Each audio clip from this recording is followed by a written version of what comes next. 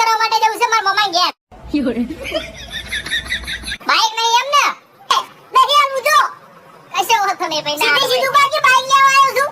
એટલે આટલું બધું તમારા ગામે તે જવાનું હોય છે. બાઈક લાવી દે ફલાદની. અલે બાઈક લાવું છે પણ હમણે થોડી સગવડ નહીં યાર. એવું એમ તો સગવડ નહીં તમારે? હા નહીં. લા ફલાદને હું બનાવવાની વાતો કરો છો? એટલે આખા ગામમાં તમારા જેટલું કોઈ કમાતું નહીં. હવે તમારા જેવું કોણ થાય?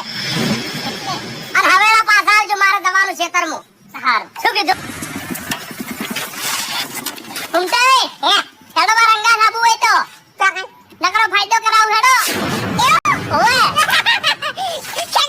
હા તમારા હંગા દુ આયો તો ખરેખર કરોડપતિ બની જાય હો ભાઈ.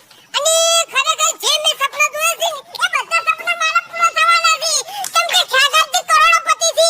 કોઈ દાડો કોઈના ઘેર જાજન માંગવા જતા નહીં. હા સમજી જો વાત લાવ. ઓ વાત લઈને જ આયા છે ચોકણ કો ખ્યાગાજી જો છે. ખ્યાગાજી હા ખ્યાગાજી હોય નહીં આયા એટલે હાચું બોલું છે લે. એટલે ખ્યાગાજી મારું હગું લાવે છે. અરે બલ્લુ હગાની વાત કરવા નહીં આયા.